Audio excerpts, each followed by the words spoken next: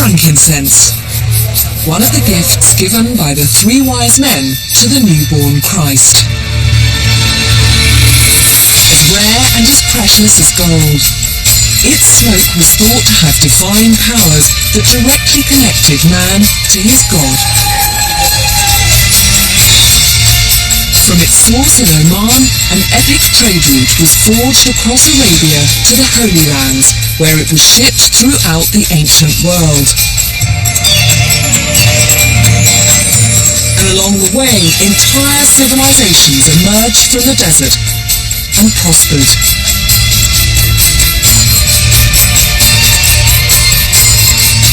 Now, 5,000 years after the frankincense trade began, I'm following in the footsteps of one of the great epic trade routes of ancient times.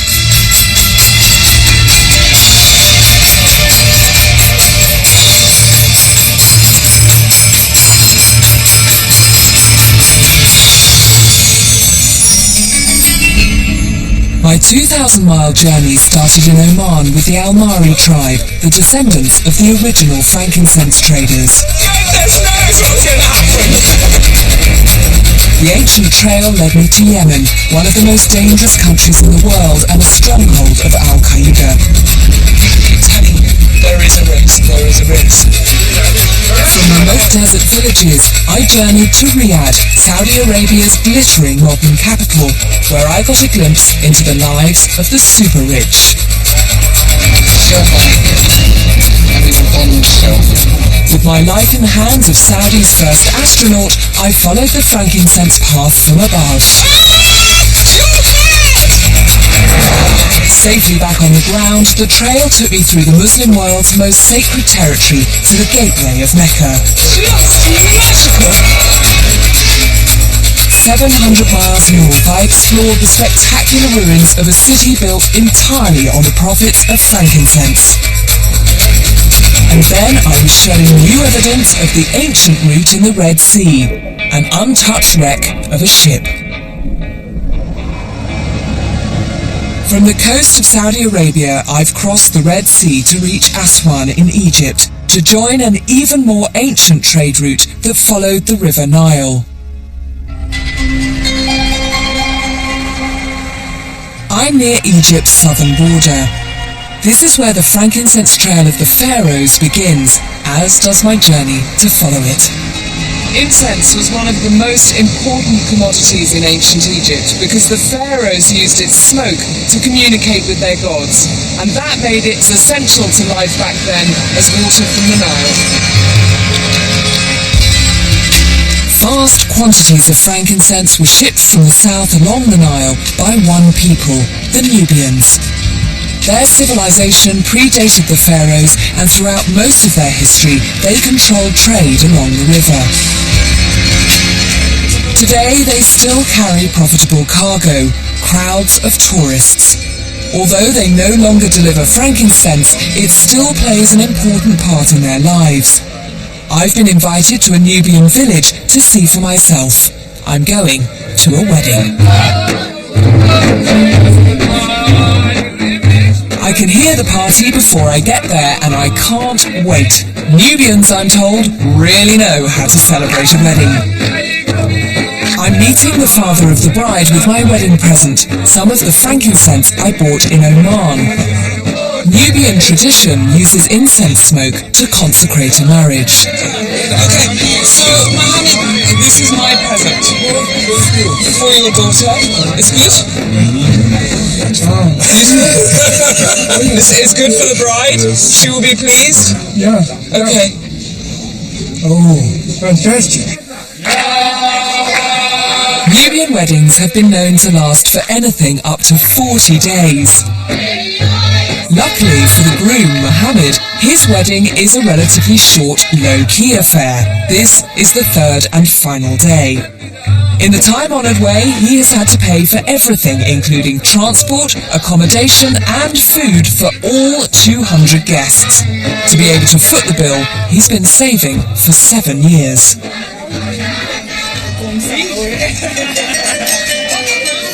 This is the bride's home, but she stays out of sight until the big moment. Just outside her room, her aunties are preparing for the final wedding ceremony. Using an ancient family recipe, they're creating a special blend of perfume smoke. This is a whole kind of precursor before the bride arrives. So the women are getting the frankincense, some of my frankincense, and then some sort of aromatic herbs and bits of bark and things. They're getting all those ready, and I think there's going to be some sort of blessing between the bride and the groom.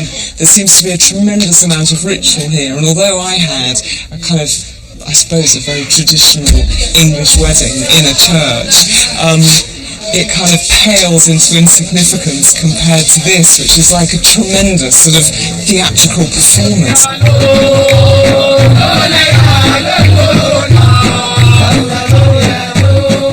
Outside, the family wedding party is joined by the entire village. The main street is blocked off and the dancing begins in earnest. This is when the beautiful bride, 26-year-old Azar, appears. Her arrival is heralded by dancing, singing, and something totally unexpected. Not the heady perfume of frankincense smoke, but the synthetic fragrance of toilet freshener. I can't believe that I dragged 40 kilos of frankincense here, only to be upstaged by an aerosol. Finally, the mothers of the bride and groom step forward to give their children away.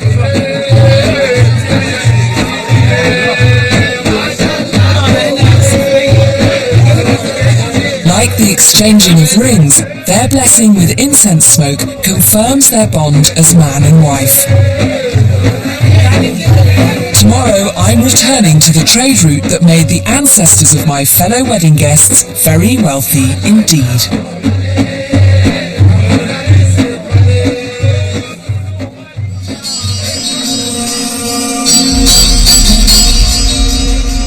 After travelling 1,000 miles from the south with their cargo stacked high, the Nubian traders would have arrived at this remarkable site.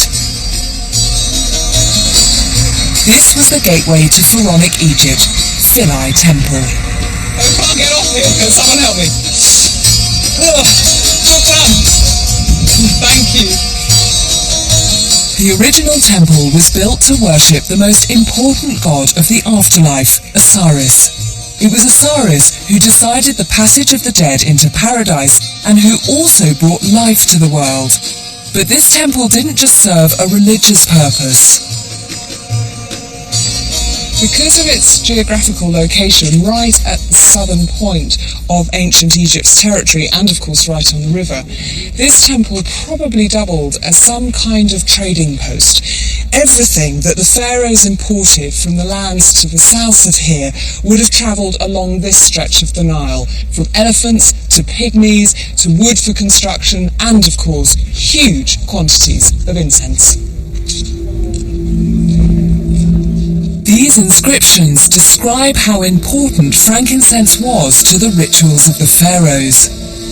They believed its smoke allowed them to assume the power of the gods so they could rule over all of Egypt. And it was burnt in every temple, every day. This temple may be a remarkable example of ancient architecture and human endeavour, but probably the most extraordinary thing about it is that it wasn't actually built here at all. See that little green lump out in the water there? Well, that's the original Philae Island. That's where this temple stood. But when the Egyptians built the high dam, the entire area flooded, and this temple was submerged almost right to the top.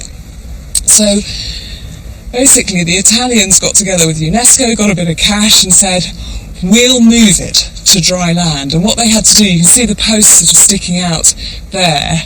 That was a mini dam that they built so that they could drain the water away from the temple, literally cut out block by block, bring it back here like a giant jigsaw and reconstruct it. Now the more lucid among you may be thinking, why didn't they do that before they flooded it? I don't know either.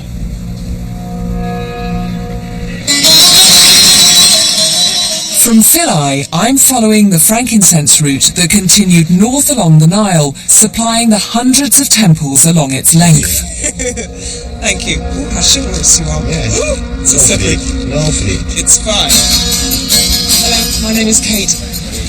Hi, Kamal. Nice to meet you. Gosh, what a beautiful boat. I'm sailing on board a felucca, the type of traditional boat that transported frankincense along the river. Made from the trunks of palm trees, feluccas are designed to skim across the Nile's fast-flowing current.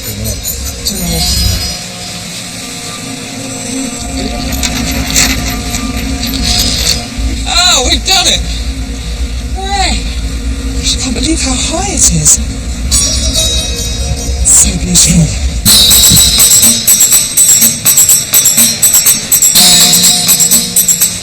For something like 6,000 years, the Nile has been Egypt's highway, carrying its goods and carrying its people.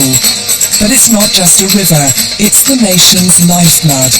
Because this country sees less than an inch of rain each year, Egyptians rely on the Nile for their fresh water.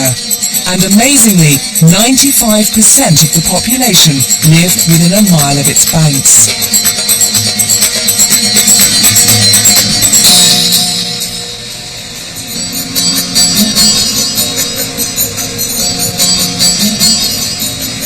Cruise boat coming. Let's wait for the cruise boat. There are a lot of them, aren't there? Many cruise boats. A lot of cruise boat here, more than 375 maybe. What do you think of them? All good for drinking. Why? Because lot of oil, Yeah. lot of smoking for the machine.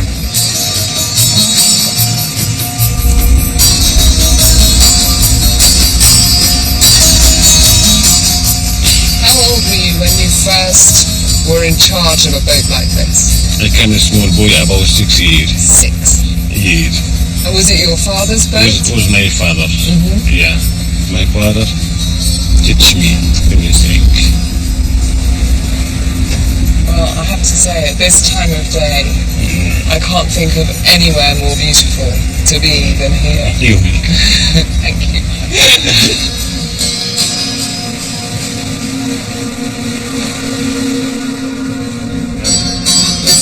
At dusk, we make camp and boil some of the Nile's water for tea, just as I imagine the frankincense traders would have done.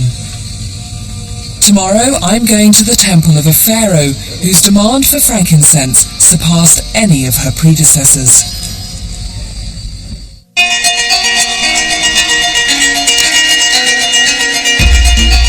Less than a mile from the riverbank, built into the mountains that enclose the famous Valley of the Kings, is the temple of Queen Hatshepsut. She ruled Egypt nearly 1,500 years before her more famous successor, Cleopatra, and her consumption of frankincense was legendary. The world's leading expert on Hatshepsut, Dr. Shafransky, shows me one of the very few surviving images of her. Although her face has been vandalized, the unusual position of her hands shows her making a ritual offering of frankincense. So she would have had oil on. She's got a hand like that with oil on this finger. Yeah, these 2 fingers. Yeah, and then like that. Yeah, and then put on the statue. All the way up the statue. Yes. And that oil would have been fragranced with frankincense, with these imported perfumes that she loves so much. They're the most important, the best in the world. It seems quite an awkward way to do it. Yeah. Wow. All the pharaohs used frankincense to commune with the gods, but Queen Hatshepsut was the first to burn vast quantities on a huge public scale. And this was designed to prove her divine power to her people. She created a new feast, the so-called beautiful feast of Ammon. A lot of incense was required, and it was a very important element of this feast. And she wanted to bring the best in the world, the best incense in the world. During the week-long feast, a gigantic pyre of frankincense burned day and night, its cloud of smoke visible from miles away. And presumably, all these clouds of incense smoke that people were seeing from the Nile meant that she had to make an awful lot of journeys to get that incense from the south. Yes. We know that she brought heaps of incense. These 3,500-year-old frescoes are the earliest records in the world of frankincense being transported. Then we have seen of loading of incense tree, in a basket. So she actually came up with the idea, rather than of just getting the harvested sap, of taking the whole tree back. Very wise idea. Very clever. Although this temple was Queen Hatshepsut's tomb, her body was never found here. But a recent discovery could have solved the mystery. When I get to Cairo, I'm going to see for myself. Now, it's believed that less than 1% of ancient Egypt has been excavated so far, but you can't just turn up and dig. Dr. Shafransky is taking me to meet the man in charge of all archaeological activity in this whole area. He's one of the most powerful archaeologists in Egypt, and he has a fearsome reputation. Shall we go in? Mansour Barak's job is to protect the wonders of ancient Egypt from tourists, TV crews, and especially archaeologists. His rules are strict and his motto simple: break them and you're out.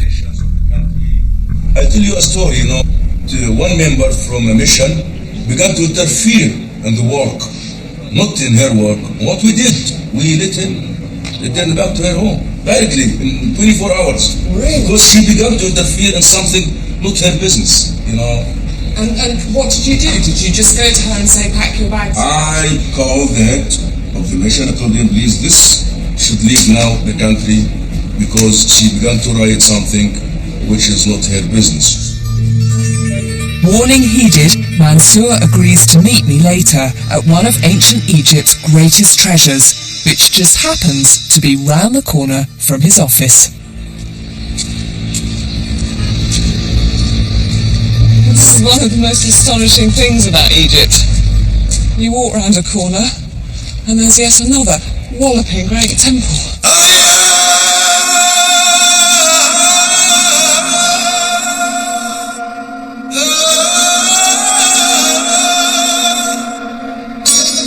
This is Karnak, the largest religious site anywhere in the world. It's a collection of different temples that represent the combined legacy of nearly every pharaoh who reigned over ancient Egypt. Pharaohs always wanted to outdo the previous pharaoh. So, someone would build a temple, die. Next pharaoh would come along and go, ha, I can do better than that. And we'll build one even bigger. And so the result is 2 kilometres square of just kind of, Egyptians showing off, really. The first temple was built here nearly 4,000 years ago. From then onwards, Karnak was under constant construction until the birth of Christ. The scale of this place, of all this ancient Egyptian architecture, just takes your breath away. The ancient Egyptians believed Karnak to be the god's home on earth. To show respect to those gods, frankincense would have been burnt here day and night. Mansour has arranged to meet me at Honso Temple, a place where frankincense was prepared by high priests. In this vast maze, I don't have a clue where it is, but he should be easy to find. He's brought 100 school children with him. It can't be that hard to find 100 school children, surely. Excuse me, Honso Temple. Khensu. Okay, Khensu. Is it through that way? One of the many guardians of the site, Abdul, shows me the way. Can you just go a little bit more slowly? Abdul?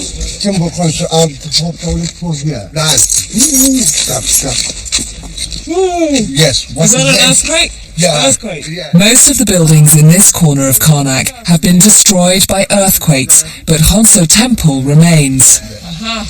I think these are the children I'm looking for. That's cool. They're here to learn the rituals of their ancestors in a place known by the high priests as the Holy of the Holies. And just as he promised me, Mansour is here to meet me. I have to say I am so envious of these children because what a place to learn history. I mean, it's just all around. Just to show isn't them, it? in a simple way, Oh, the and he's burning you can see incense the as well. burning the incense. High priests used burning frankincense to lead Karnak's most important annual procession, which started in this very temple. In ancient times, the entire city would have followed the priests to where the pharaoh made his dramatic public offering to the gods. The procession is so important. Right. The king came Yeah. to the temple, the high priest carrying the flame in front of the king with the incense, until they reached the statue or the bark of the god, then he handed it to the king. And the king began to do his rituals in front of the park or the statue or even the shape, the relief which shows the god. Okay. This is something so important in the rituals during the festivals of the ancient Egyptians inside the temples. And when they were worshipping their gods, I mean, this sounds like an obvious question, but what was it that the pharaohs wanted from their gods? What were they asking for with all this frankincense? Especially, he asked the god to give him the power. The pharaohs believed this power could give them control over the earth. If they performed the rituals well, it would mean prosperity. If they didn't, their people starved. Frankincense was key to that religion. Of course, you can see the scene. You can see the king. It is. He's carrying the flame and he's burning the incense in front of the shape of the god. For over 4,000 years, frankincense was used in religious ceremonies throughout ancient Egypt. But its religious significance didn't end with the pharaohs.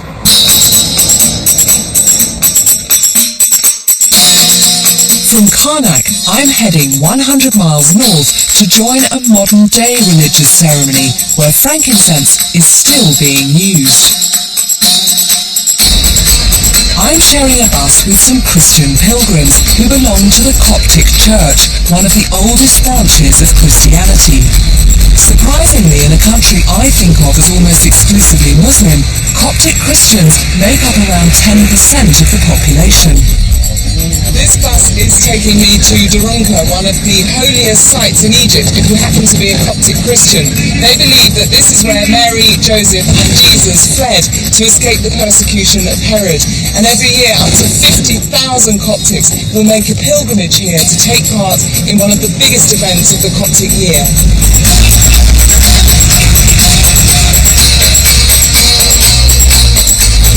The monastery of the Holy Virgin here at Durunka is big, about the size of a small town, but every bit of it is crammed with people here to take part in the procession. It's nice to meet somebody very tall. You know the man who's very tall? The holy man. Which way? To help me find my way, I've arranged to meet one of the monks. He hasn't left the monastery for 10 years. He wanted to take himself away from the world, but the irony is today, the world has come to him. Deacon Basil! Oh, I didn't think I was ever going to find you. So, you are going to lead me in this madness. Yeah, it's such a blessing. Okay, I follow you. You go, and I'm Please go your willing disciple, I think. You came here for a solitary life? Yeah. Deacon Basil, you came to the wrong place. No, this is the right place, but this is the wrong time. The wrong time. So why does everybody come here at this time of year? Celebrate the annual fasting named after Virgin Mary. Okay, but why do it at this time of year when it's so hot and everyone seems to be almost on the brink of madness. Because it happened that this is according to the Coptic calendar. Yeah. We celebrate the fasting of Virgin Mary from 7th to 22nd of August. Okay. As part of the celebrations, monks have been praying and burning frankincense in this chapel since dawn.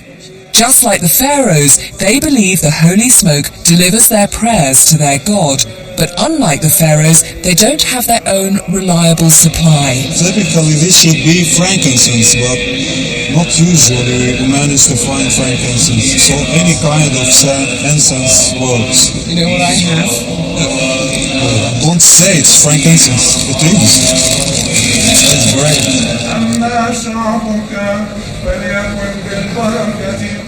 The monks sing in a language once used by the ancient Egyptians. This is the final prayer before the procession begins outside. But there's another thing Deacon Basil wants me to see. It's a great honour for Coptic families to have their babies baptised here, and the priest will perform about 5,000 baptisms over the next few days. Are there a lot of Coptics practicing in Egypt now? Because Egypt's predominantly a Muslim country, isn't it? Yes, it is currently, but Copts are always there. It's quite rigorous. In Britain, when a child is baptised, they just use a bit of water and they make the sign of the cross on the forehead. This, the child has to swim. Yes, yes. We are a biblical church, and that's how Jesus Christ himself got baptized. Okay. By being immersed 3 times.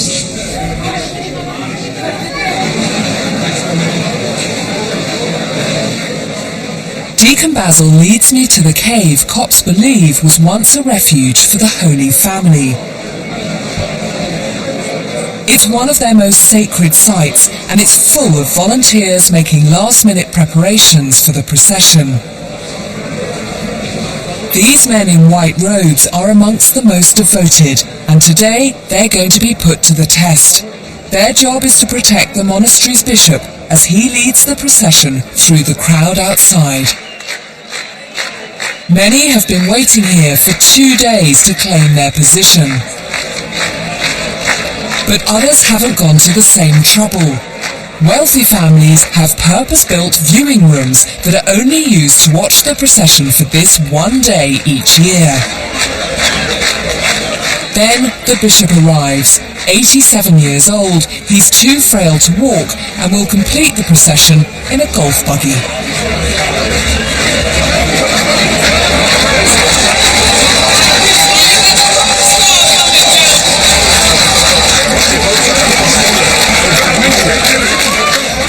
The crowd believe that a blessing from the bishop will bring good luck to them and their family for the year ahead. The closer they get, the better they think their chance is of this coming true.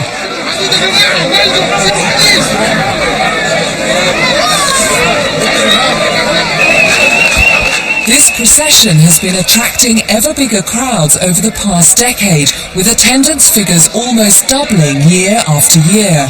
Stories of the blessed finding sudden fortune have been a motivation, but it's also been suggested that rising Islamic fundamentalism across Egypt has sparked a new wave of Christian fervour. Seems to be descending into complete chaos. They're trying to control the crowd.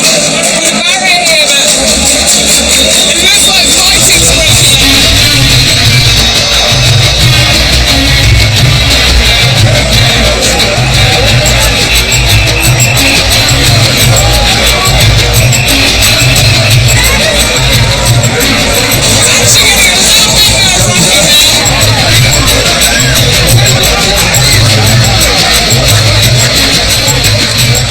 The bishop remains calm as chaos descends all around him.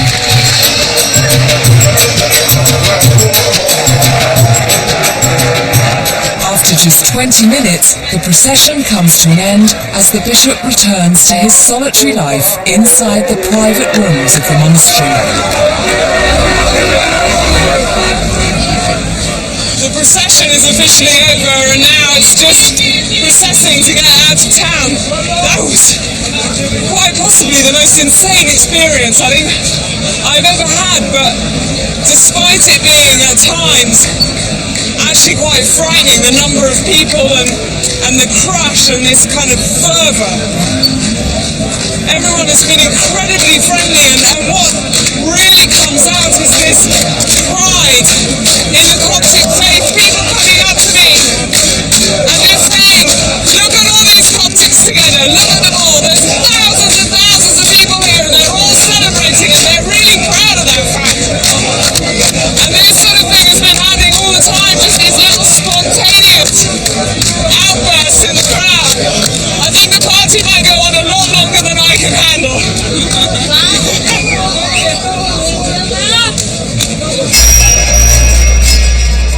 This has been a crazy day, both exhilarating and frightening, and in that heat and the crush of the crowd, it was also completely draining. I've reached that point where all I want to do is stop, cool down, and go to bed.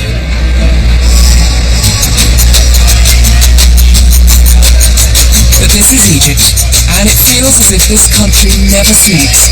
The night time, apparently, is the time to travel.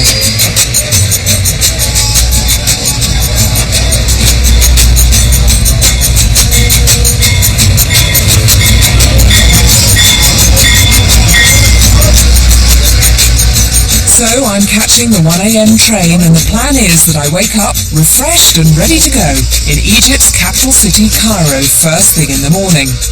That is, if I can ever get in my cabin.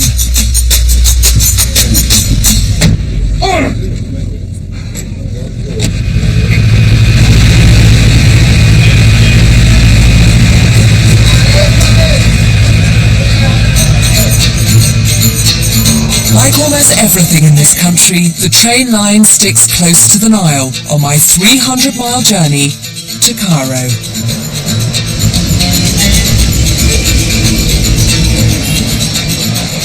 After 5 very short hours and not much sleep at all, I arrive with the morning papers in the middle of the city. Home to 18 million people, its population is growing faster than almost any other place on Earth. And already at 6 a.m, the streets are buzzing.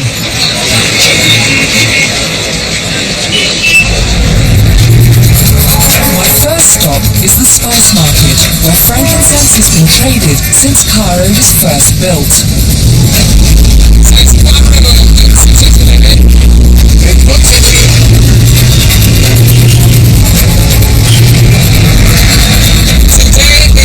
The traffic is not so bad. Today, holiday. Cairo take Friday holiday. Tomorrow, very bad traffic. Very bad.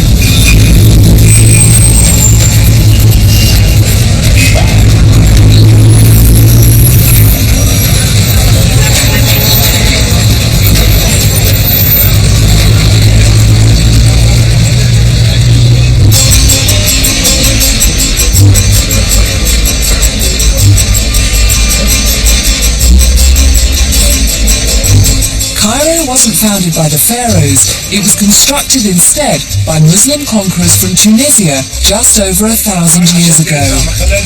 That's why the heart of it is known as Islamic Cairo. Its maze of alleyways twists around hundreds of medieval mosques and forts.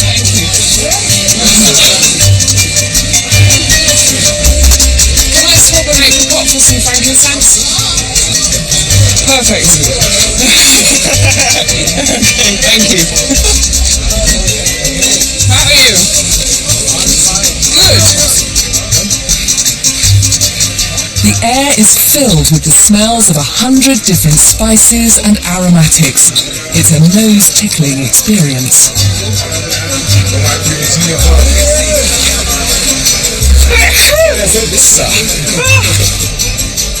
Used for medicines, for ingredients, for talismans, seeds and starfish, oils and incense are still in demand all over Egypt today. Excuse me. Do you want me to help? We're going through!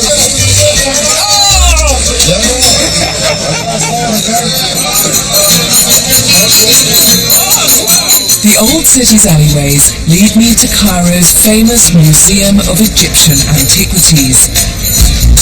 This is where the pharaoh's priceless artifacts are kept on display. It's also where the mummy, which might be that of Hatshepsut, the frankincense queen, is on show. Before I find her, first I have to make my way through crowds of tourists and 120,000 ancient Egyptian relics. So many that not all of them have been catalogued, but some are famous the world over. Tutankhamun, the pop star pharaoh. It's staggering, isn't it? Thousands of years after a man's death, people are flocking to see what he was buried with. Tutankhamun is the best known of all the pharaohs because his tomb, full of kingly treasures which included frankincense, was found intact. When modern-day archaeologists found Queen Hatshepsut's tomb, the treasures and her mummy had gone. The details of Hatshepsut's life weren't sketchy enough. Her death had also caused Egyptologists to argue and wrangle for years and years. Basically, no one could find a mummy that was definitely Hatshepsut. But the discovery of the mummified remains of one of her household staff provided a clue. This is the wet nurse of Hatshepsut. She was called In. She must have been a very beautiful woman. Quite striking with all that red hair. Another mummy was found alongside her, the remains of an unidentified woman, but much less well preserved. This was the mummy of a very obese, disease-ridden woman, but recent thinking believes that the face I'm looking at now is the face of Hatshepsut. How she got there? Why she ended up in that state? Nobody really knows, and the evidence that this is Hatshepsut is based on one tooth. One tooth missing, another tooth found in another coffin that was apparently Hatshepsut's. So it is all still a bit of a mystery. The ancient Egyptians believed they had to be mummified so they could be resurrected and live eternally in the afterlife.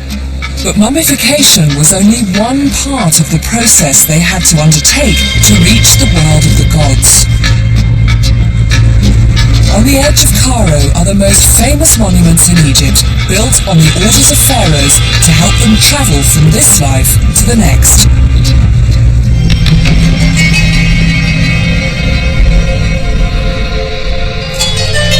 It was here frankincense was used in some of history's most elaborate death rituals. The tallest of the Great Pyramids of Giza is 450 feet high. For 4,500 years, until the construction of the Eiffel Tower, it remained the tallest structure on Earth. Janice Cameron is one of the world's leading experts on the pyramids.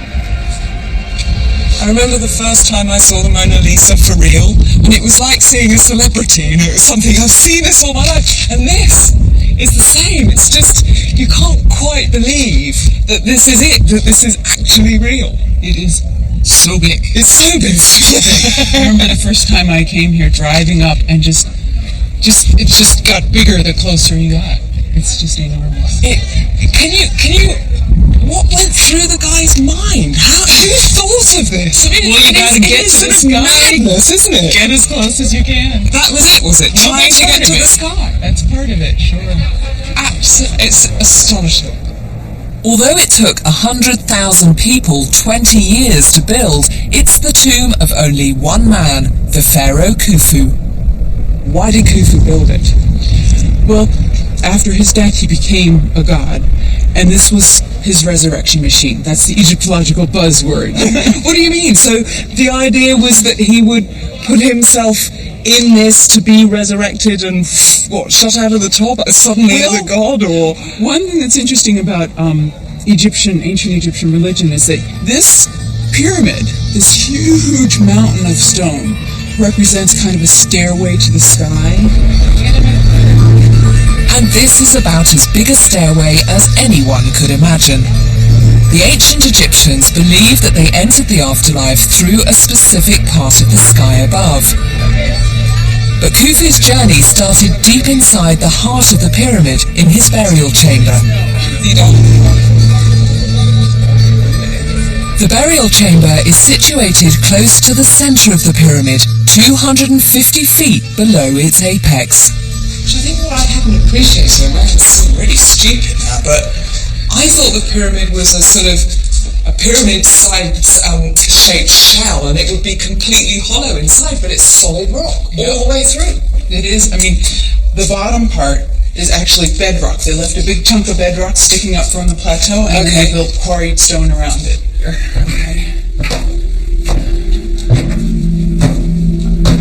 This tunnel leading up to the burial chamber is only 4 foot high and originally was blocked by 3 7-ton granite slabs to stop intruders.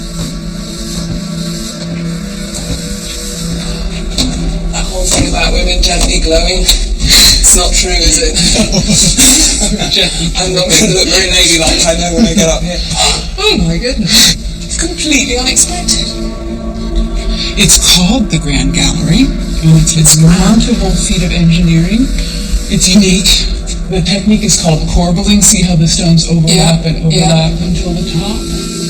And then straight up that way is the burial chamber. That's where we're going. Okay. You ready? Go on, yeah, I'm ready. Pick us up. Back. Which way do we go up? We go this way.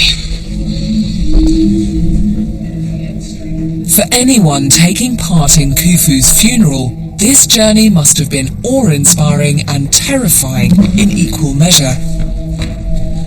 The tunnels would only have been dimly lit by torches and probably full of incense smoke. It must have felt like a procession into another world.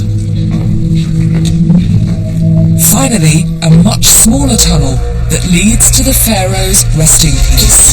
You can't do this elegantly. You could be in the most modern building in the world. Once this room was stacked full of treasures that the pharaoh believed he'd need in the afterlife. But they've long since been stolen. And this is the king's sarcophagus. This is where the coffins and the royal mummy would have been put. And would frankincense have played a part, or incense would have played a part? Because obviously that played a huge part later on, but is that something that would have been key at this stage as well? Incense was part of the offering ritual from the earliest periods of Egyptian history. It's listed as part of your main offering and was definitely used as part of the funerary ritual and part of the daily cult ritual. Nice echo, huh? So the first time I ever came here, my friend Stacy and I had the place to ourselves for some reason, and we sang a rousing rendition of Amazing Grace, which the acoustics were wonderful. It's like singing in the shower times 10. Should we do one? I don't know the words. No, come on, Jim, you must remember one line. How does it start? Amazing.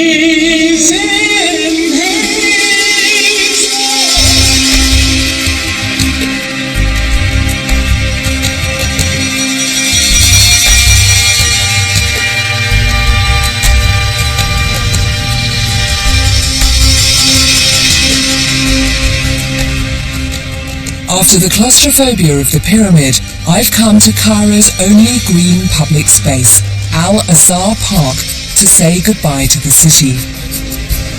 Families come here for fresh air and for the magnificent sunsets. Tomorrow, I'm leaving the metropolis, leaving behind the Nile River and the mighty trade route of the pharaohs.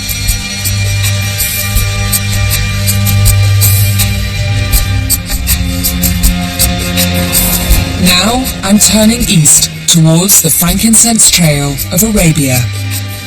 From the Sinai Desert, I'll travel on foot to the Red Sea coast.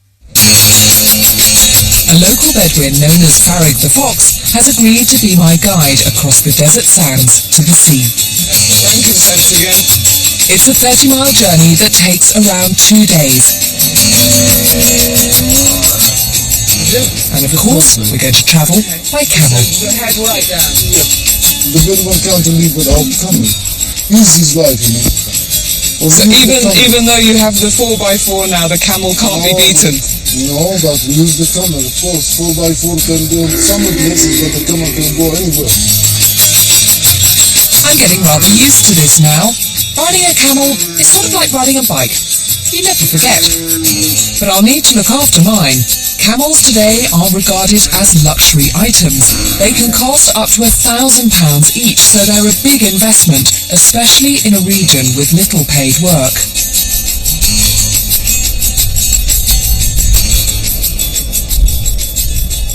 There are still then Bedouin living in the Sinai in the old way? Yeah, not all of them.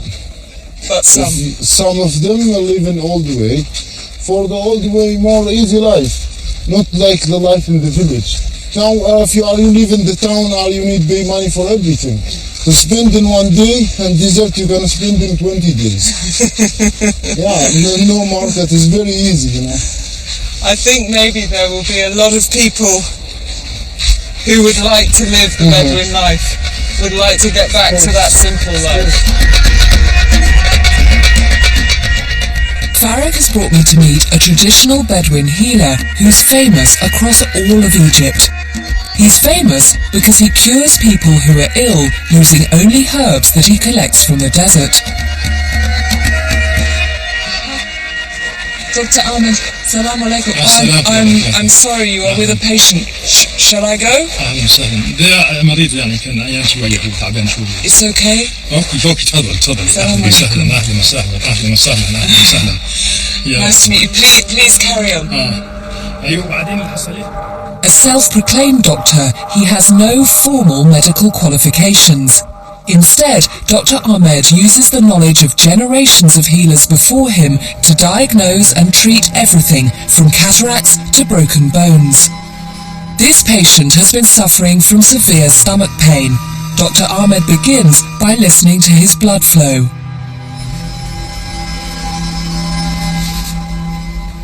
Dr. Ahmed, can you tell me what's wrong with the patient?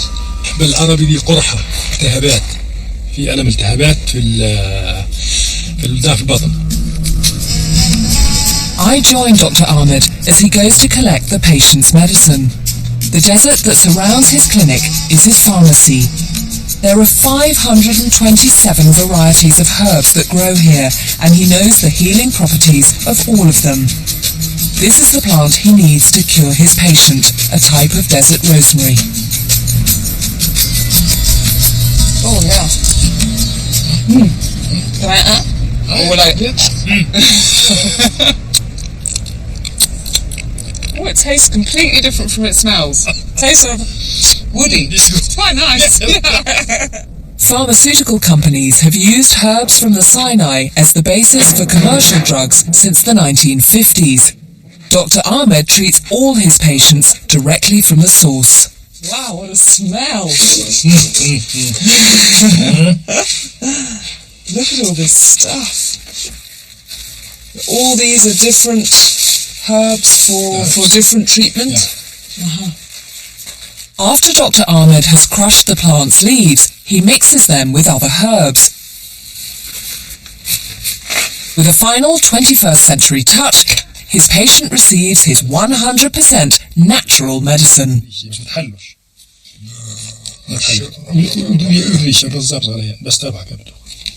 How quickly will he get better? You mean this good? He'll be good. Yeah. Good. Yes. We need you in England. Inshallah.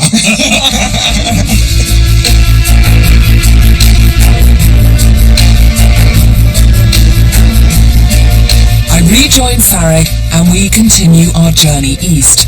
Just a few miles from the coast, Farag decides to stop for the night.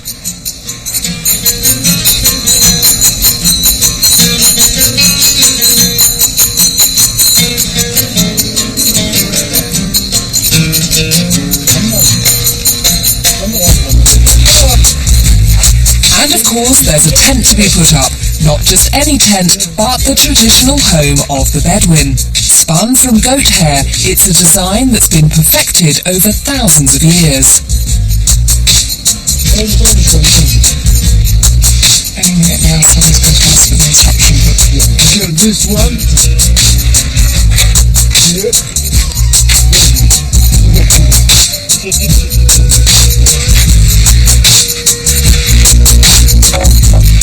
Come to here, to this one. To this line here? Yeah, to this line, yeah. Yeah. No, come back more behind. Back more. More. All right, yes. That way? That way, but I didn't get Like that? Yeah, up. يلا واحد ايوه. Well, that's taken roughly 45 minutes. And I have to say, I don't like our chances of staying dry if it did rain suddenly. It's an awful lot of gaps on here. Maybe that's better air conditioning. اسمع مني بس عالي. The layout of a Bedouin camp follows strict rules and procedures, and even the camels have to know their place. The camel in the front of the tent, but if you have a donkey going behind the tent. Why? This is what... It's just the system. No, the system of the Bedouin, but have also something good. The camel usually, if you see anybody come from anywhere, from the far, he start moved. It's like a guide, like a guard dog.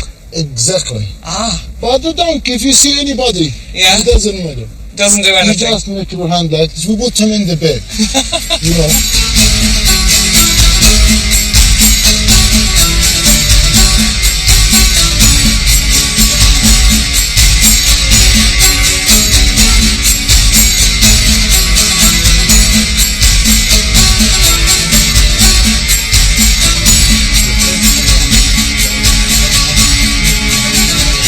This is the Bedouin bread, and this is fish and potatoes and tomatoes put together here. Oh my word, that looks amazing. Yeah. It smells fantastic. Everything we cook it in the fire. Perfect. So do you eat just with the bread? Like teach you how. Okay, go on then. Take piece of the bread, and first start take like this with my hand. Yeah. And then we start eating. All this bread is hot and so fresh. Yeah. I'm going to try a bit of this. Oh, good man. When it's silent like that, you know everyone is really enjoying their food. Dinner's over by 8 o'clock, and I'm ready for bed. Would it be okay if I slept outside, because the stars are so beautiful, and in England it's always raining and you never get a chance to sleep outside? That's okay, no problem. Yeah? Where would be a good place to go? To show you the place. Okay. So usually we look about the wind. The wind? Yeah. Okay. Put your head to the direction of the wind. There is no wind, Farry. Yeah. It's completely still. Yeah, but will be in the night come the wind again. Here just. Here? You can let your carpet here. Okay. Yeah.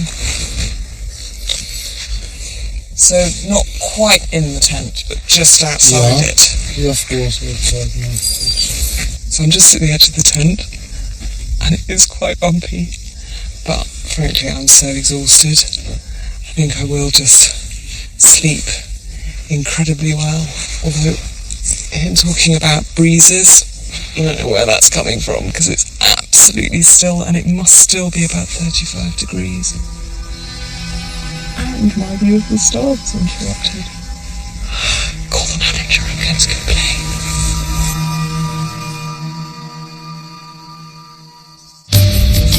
At dawn, the tent we took so long to erect is taken down again. I think I can officially say that I'm not tough enough to be a Bedouin.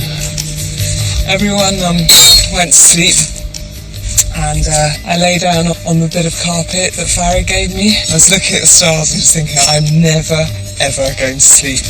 So, and I just felt so guilty about kind of failing. So I crept out my torch, I crept out and I was sort of scanning around, and I saw a sleeping bag, yes!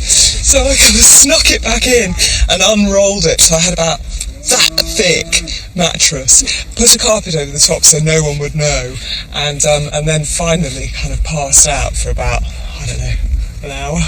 But it was so hot, so just the temperature never went down at all, and so although it's a very, very beautiful place to sleep, it wasn't the most restful night.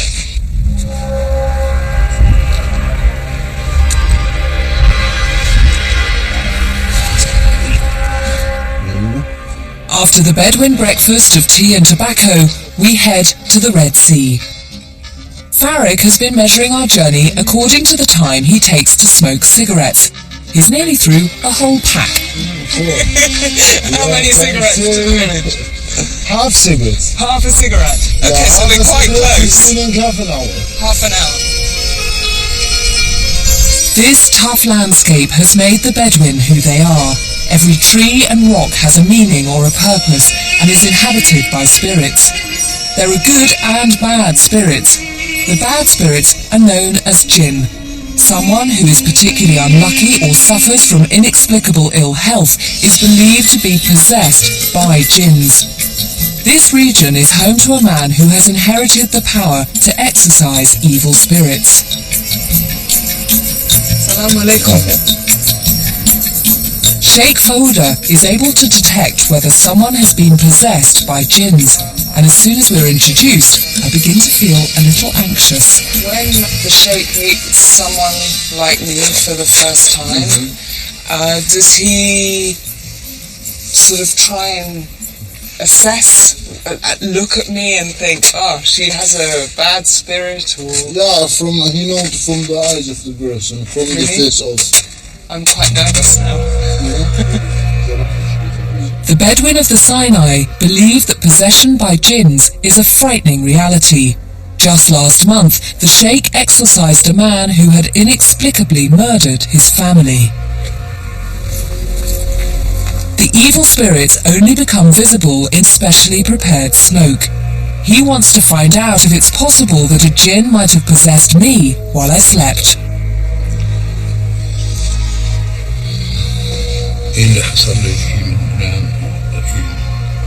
When you sleep in the night, you cover your face, No. or you leave it out. Out. بتخليها لنا.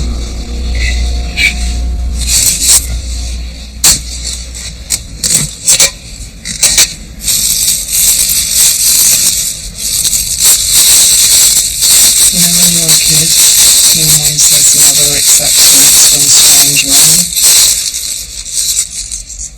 She never told me what to do in this situation.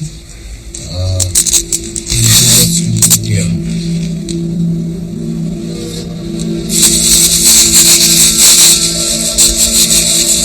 The Sheikh adds frankincense to the burning embers to thicken the smoke.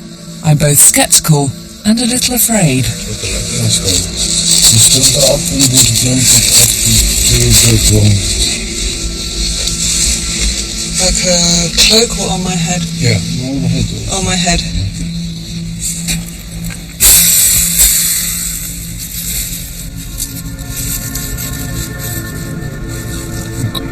Sit down. The Sheikh looks for signs of the spirits in the smoke of the burning frankincense. This is my moment of truth. After what seems an eternity, he hands me an ember of the burnt frankincense. I have no gins. Thank you.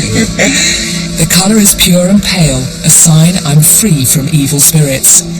Is there anything that the Sheikh can do to give me good luck for the rest of our journey? The last of the frankincense embers are added to water to make a blessing. On my face?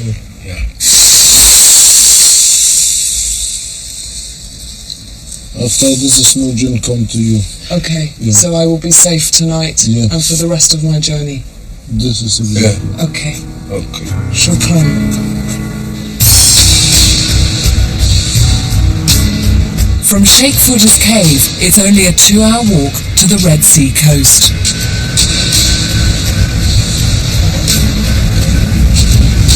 Wow.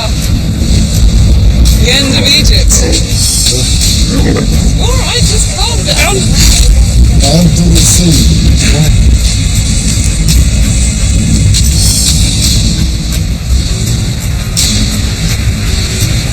This is now the fourth nation that I've crossed on my remarkable frankincense trail. Just across the water is the Kingdom of Jordan, where I'll begin the final stage of my journey. In the next program, I leave camel trains behind and hitch a ride on the longest freight train in Arabia. Something quite exciting about going on a train that doesn't take passengers and kind of take you off into the desert. I meet a daredevil pilot. You are a girl who knows how to make an entrance. And we trace the ancient route through one of the most spectacular deserts in the world, to a hidden city built by frankincense traders.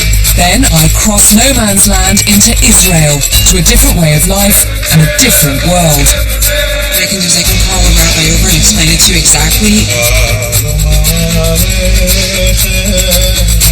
The ancient trade route leads me to the most contested religious territory on the planet, the city of Jerusalem. People have given up their lives for it.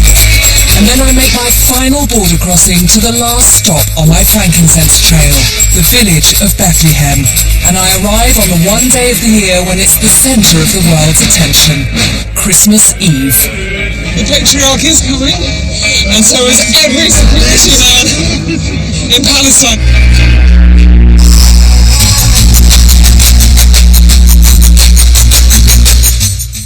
And Kate Humble continues her journey here tomorrow.